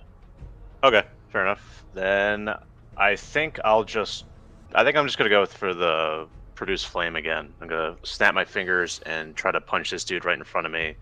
The one not burning with acid, because I feel like he's kind of out of the fight. Okay. All right, that's a miss. I mean, it's a bare narrow miss. He whips his head out of the way as you thrust at him with this fire. Go ahead and describe it. So yeah, I guess just like last time, I go for like a similar move, and maybe he predicts it a little bit, but I'm a little quicker on the attack, and I just barely snuff him, and he maybe leans back, and the flame just goes right past his face.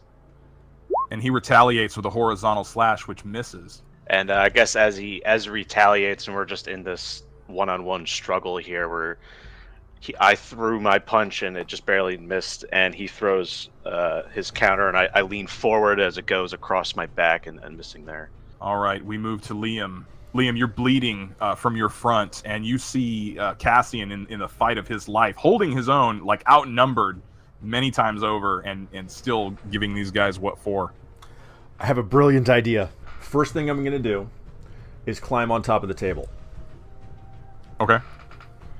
I'm assuming it's considered hazardous terrain, so that's the entirety of my move. No, it'll just cost double movement, so that's Okay. 10 feet. Well, and then what I'm going to do is cast Ice Knife at this guy. Okay. Because being on top of the table, I have line of sight to the guy that is... Yeah. Indeed you do. There we go. Dart of Ice, fling it. That's a hit. Make a ranged spell attack. Hit targets like 1d10 piercing damage. Wow. Within 5 feet of the point where the ice exploded, or take 2d6. Wow. So Cassian is not in 5 feet if we're doing the diagonally is not 5 feet. Yeah, diagonal. Well, he's protected by the bar anyway. Okay. Like, you know, the line of sight doesn't add up. Like, there's bar between him and Cassian. Good. So does that hit? All right. Yeah, that's a hit all day Okay. long. Go ahead and roll 1d10. Oh, there we go. I think I just rolled it twice. Okay, we'll take the first one. Yeah. He takes 7 damage, which kills him. And as soon as because this guy's grappled, he's gonna have disadvantage on this saving throw, because he's got to make a dexterity saving throw. And he fails. So both of these guys are killed by this spell. As this knife hits the cultist, kills him, explodes in shards of ice, and then kills the one that Cassian is holding. Go ahead and describe this glorious spell. So what looks like a sparkling spear tip shoots out from my hand and just embeds itself in the shoulder of the guy that's just on the south side. And as he cries out in pain, it explodes, and just shrapnel of ice go just splintering into the other guy. All right, we now move to the acolyte at the front of the bar. You notice that the flames protecting him, when he cast that fire spell on Cassian, the flames protecting him died down, so they're no longer around him. As he is shocked, and he turns to look at you as you cast this spell, which utterly decimates his brethren. And he begins forming a spell of his own, looking at you with a sadistic grin from behind this dragon mask that he's wearing. Yaktaum! Make a dexterity saving throw, Liam. Okay. Wow. Oh, you nail it. Natural 20. In fact, for your natural 20, you not only dodge the spell, which, the fire explodes the table that you're standing on, but I will enable you to cast a cantrip back at him. Oh, okay. Does he have to maintain concentration on anything? The acolyte? The guy that just cast the spell that... No, he doesn't appear to be concentrating on a spell. Okay. I'm gonna do chill touch then. All right. I don't think that hits though. No, it is a hit, actually. Oh, His wow. AC is 10. Oh yeah, you don't defeat him, but almost. Since the table exploded crippled below me, do I have any kind of move, like 5 feet one way or the other, or am I? No, you've still got, in fact, as part of your dexterity save, you can roll 5 feet in any direction off the table. So I'll just be there. Okay. Go ahead and describe this spell. I mean, just hitting him and knocking him down. I mean, he's hurt bad. The that same ghostly skeleton hand reaches out from me and grips the head of the acolyte, and just the fingers seem to seep through the mask into his face. Yeah, he claws at his face and shrieks, Tiamat, help me! As we go to a new round of combat, and the cultist wields his sword, and he looks at Cassian, ignoring the screams around him as he licks his lips. Not bad. Not bad for an innkeep. And he goes in for a slash.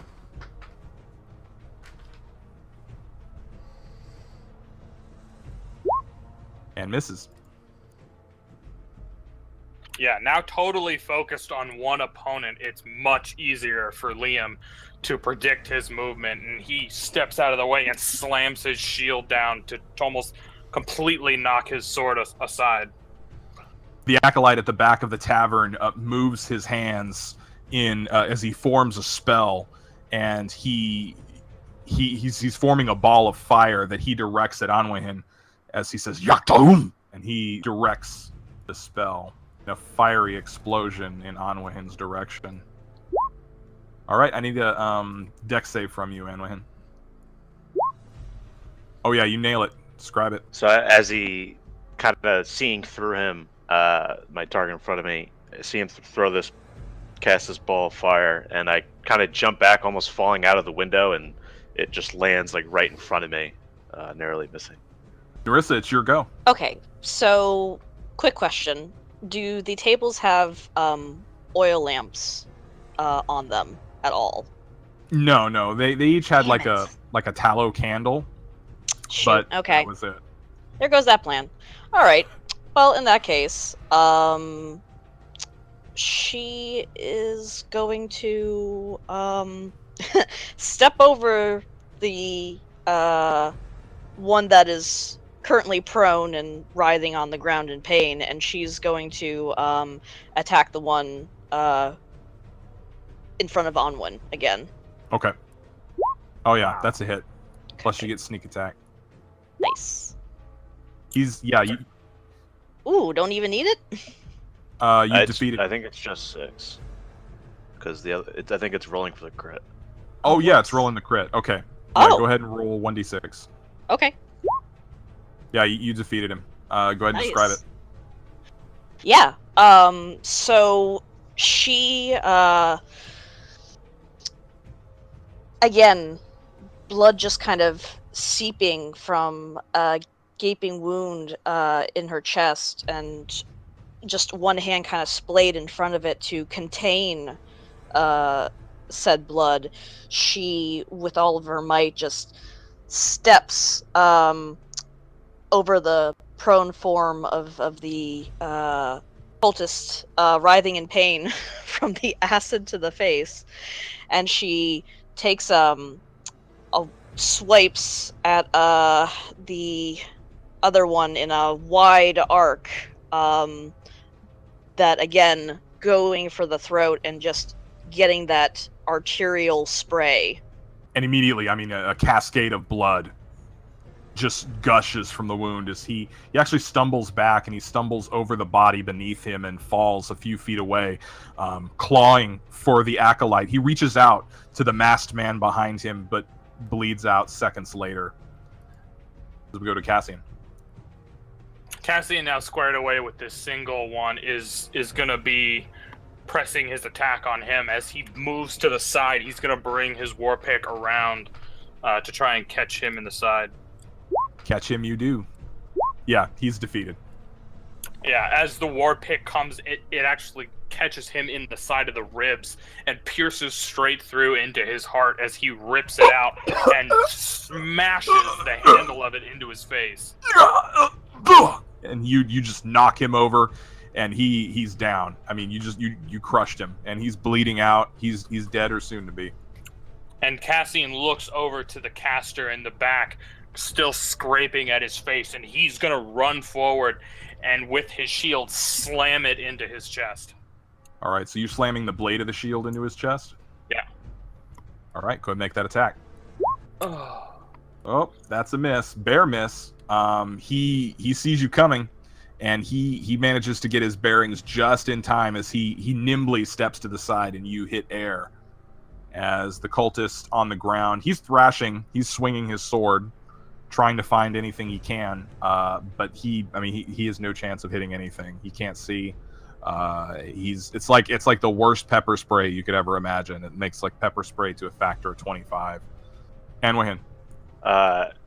Assuming this guy can't, really defend himself or can't really attack me if I cast this spell, I'm gonna throw, with another snap of my fingers, I'm gonna produce a fire or flame in my hand and almost lob it, but it seems to have more weight to it than it feels like it looks like it has in my hand, and I'm gonna lob it at this cultist. Alrighty. Hit. You engulf him in flames. He doesn't go down, but he is hurt bad. Nice. So yeah, I think, as I was saying, it doesn't look like it has a lot of weight in my hand, but as I almost lightly lob it, it has a lot of awkward speed and weight to it, and it kind of catches him off guard and hits him. Yeah, his vestments, his dragon vestments, catch flame immediately, and it goes up and up in his face, just whoosh, and he begins shrieking and slapping at his clothing, and as you smell burnt hair, just thick in the air. As we go to Liam. So I hate to keep using the same spell, but I'm gonna do the chill touch on the bottom acolyte. All right. Miss. All right, go ahead and describe that miss. So the skeletal hand manifests, and as it's streaking away from Liam, it just fades. The acolyte, he has problems of his own. His face is almost completely frozen and blackened. I mean, you see, Cassian, you see the damage that Liam's spell did to him. His flesh is it's like tissue death all over his face. He's almost dead as he raises a hand to his own face and begins chanting.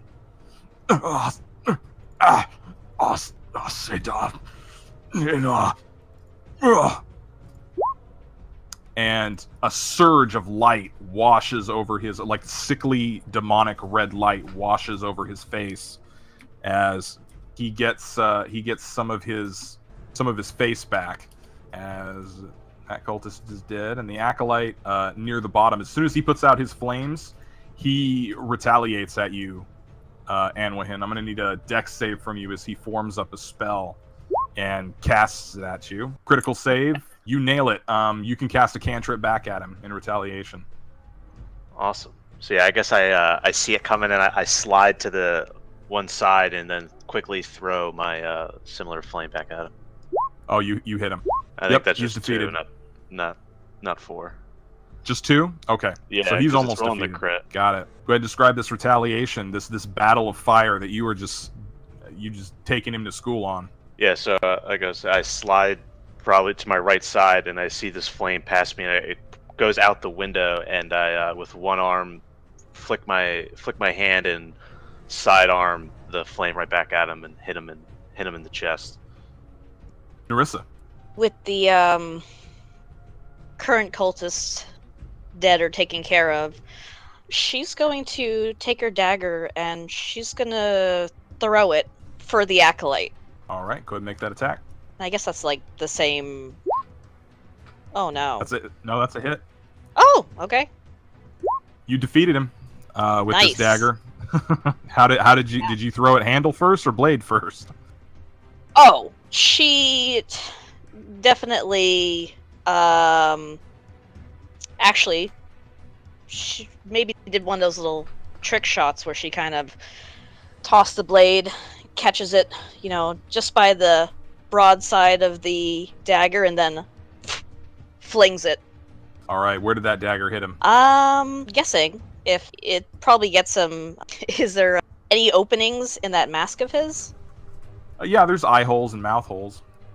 Yeah, so I'd say while he's momentarily distracted by the flames, you just see this small piece of metal just go sailing through and catches him in the eye. Yeah, an explosion of blood gushes out of the mask as his head jerks back as if he was punched, while the flames from Anwahin's spell still are consuming his robes as he falls to the ground, still crackling and smoking like meat at a barbecue.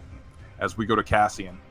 Cassian is now gonna sweep around with his war pick to catch him in the side. Hit all day long. All right, you don't defeat him, but almost. And right after he catches him in the side with it, he's gonna like spin around and smash him in the face with his shield. All right, that's a miss.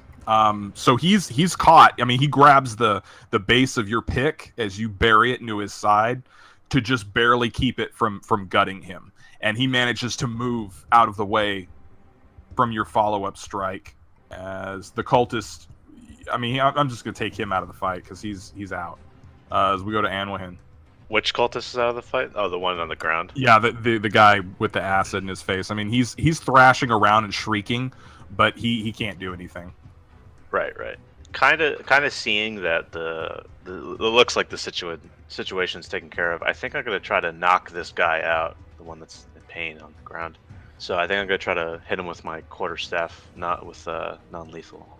Okay, well, since he's both prone and blind, you don't have to roll. It's just you can knock him out or you can kill him. All right, yeah, I just want to knock him out. I don't want to kill him. Okay, so you crack him over the head. Go ahead, describe it as you silence his screams. So I calmly pick up or put my quarterstaff in both hands and bring it over my head, and with a swift knock over the head, and he just kind of fully collapses to the ground as dead weight, and I stare past him through and staring at the cultist, the last cultist. Liam. Oh, if I can, I'd probably like to move too, but I can just do that. Oh, okay. Do you have another action? Well, you can move and... No, I just wanted to move towards the cultist. Okay. All right, so we... let's see, how much was that? It was 5, 10, 15, 20, 25. You got 5 more feet. Yeah, no, I'm good. That's all I needed to move. Okay. All right, so we go to Liam. And so, how bad off is the guy that Cassian's attacking? He's barely holding on to life. He's almost dead. Okay. I'm going to move, basically standing over the body of Abram. Uh-huh. I'm not actually attacking. I'm moving into the flanking position and readying my staff to smack him in melee, but not casting a spell. Okay, so you're going to swing at him? No. Well, yeah, because I can do non-lethal with the staff, so I'll do that. Well, technically, you can do non-lethal with anything but a spell, just so you know. Right, but that was the point. I'm not casting a spell. Okay, so you're going to knock him out. Yeah, All right, make that attack. That's a miss. that's not surprising. Yeah, so he ducks. He's fighting for his life. He barely manages to hold it together. And Even flanked like that? There's no flanking in 5e. Oh, that was news to me.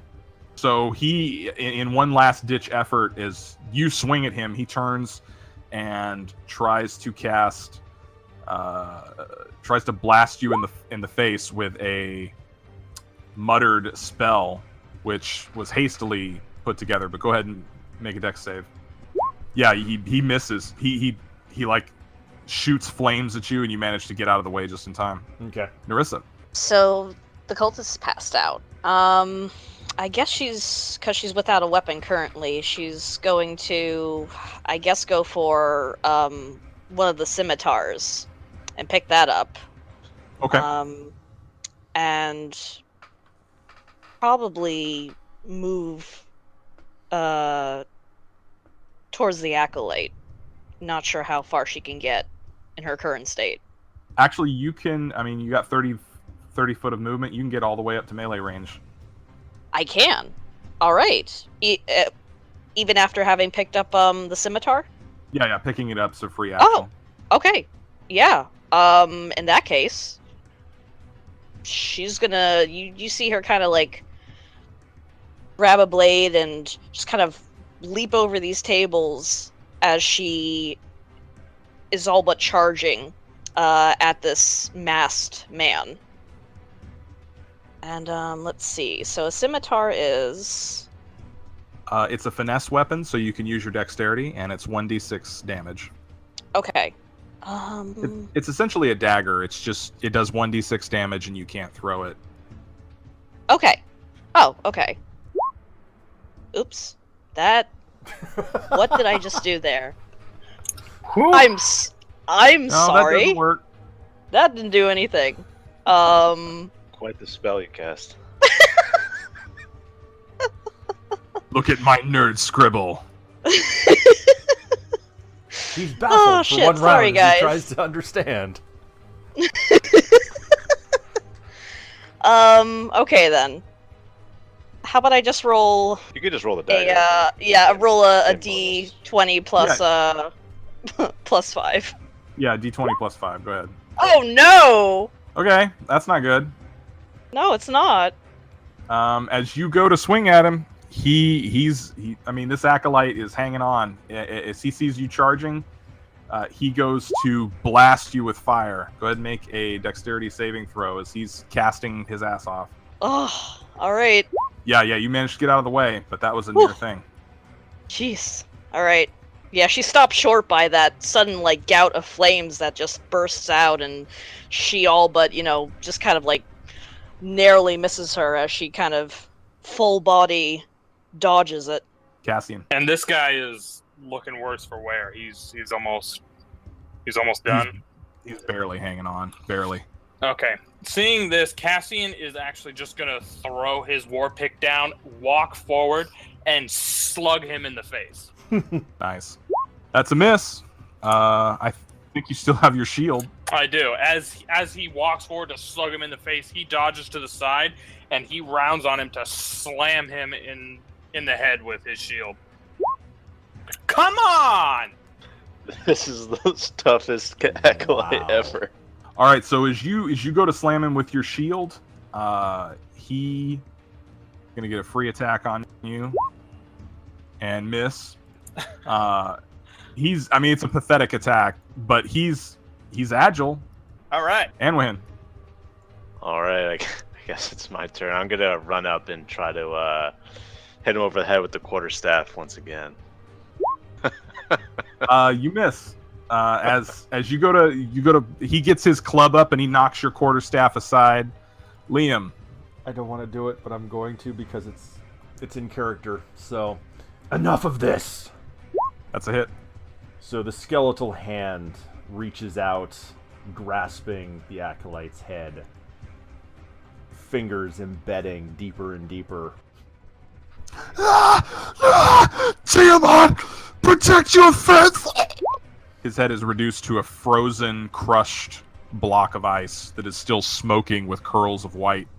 All right, so that is the end of combat. The only ones pretty much left standing were the ones who barricaded themselves in the back of the tavern, and our 4 heroes who have dispatched these nefarious members of the Cult of the Dragon. As we are going to take our break, half an hour late, but nonetheless, it was thrilling. Yeah, it was So a good call. I'm going to 10 ask minutes. Celine for some bandages, just for the record. Okay. Oh yeah, I'm gonna need those. I mean, you won't get any hit points back, but you get bandages. They'll stop bleeding all over the place. The most limber acolyte I've ever seen in my Oh. life. That was crazy. Just- He We're just didn't getting go down easy. screwed by these knives. All right, guys. All right. All right, BRB. Okay, and just so you guys know, the way I'm going to be doing experience is I'm going to be handing it out as you guys earn it. So we won't wait till the end of the session. Like, you guys just got to experience for this. You're going to get it. Okay. Cool. What do we get? Calculating that now.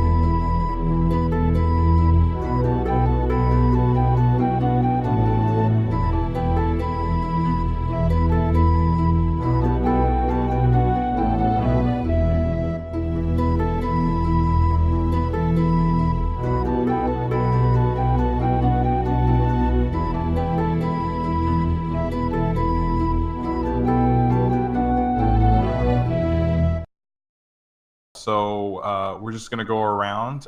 I know I've role-played with most of you on and off again. I think this is the first time we've had this particular group together.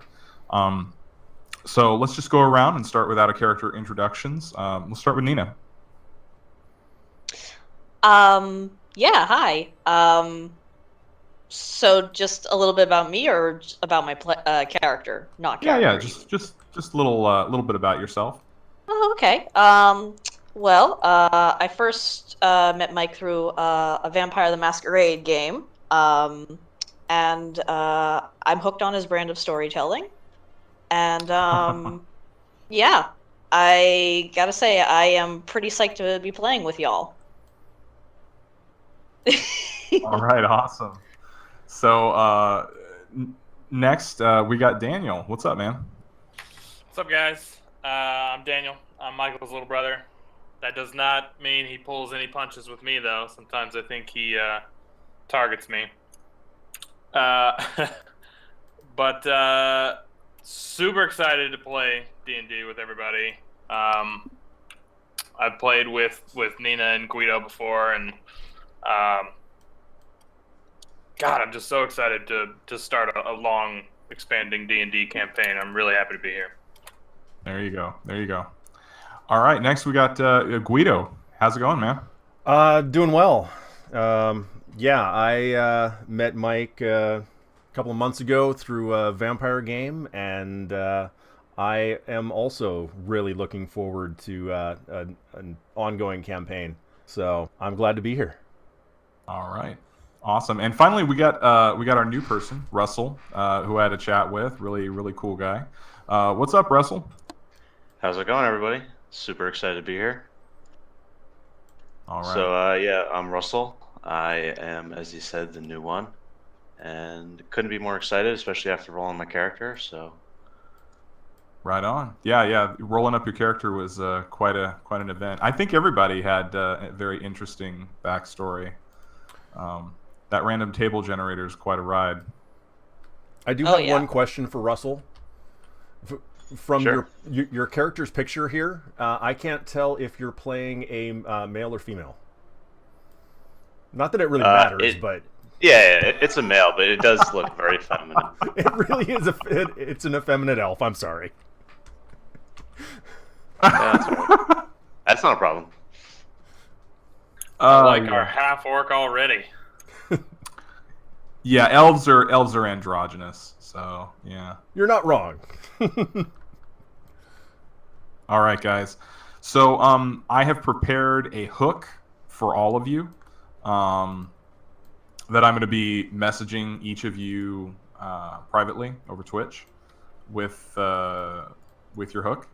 And basically, this is just some backstory, a little bit of setup for the context of the scene that we'll be starting in.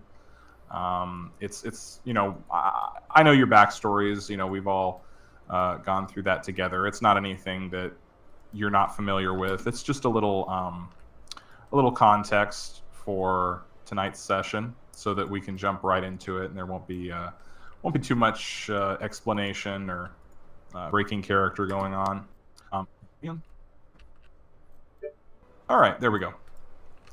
So take a second to review that, guys, and of course we've got our 5th edition game tonight. Very excited to get started. My name's Mike. You guys all know me. Yeah, I purchased the Tyranny of Dragons bundle from Roll20, pre-ordered it a couple weeks ago, and man, it's just taken a lot of the bricks out of the briefcase, if you know what I mean. Like, they've done a lot of the statting, and for me, statting NPCs is like the biggest part of the grind, being a DM. They haven't done everything. Like, this isn't, they didn't give all the maps that I would have liked, but I think I've prepared enough to have a really good campaign for you guys. So I'm really excited to get started. Are there any last-minute questions, comments, or concerns before we get going?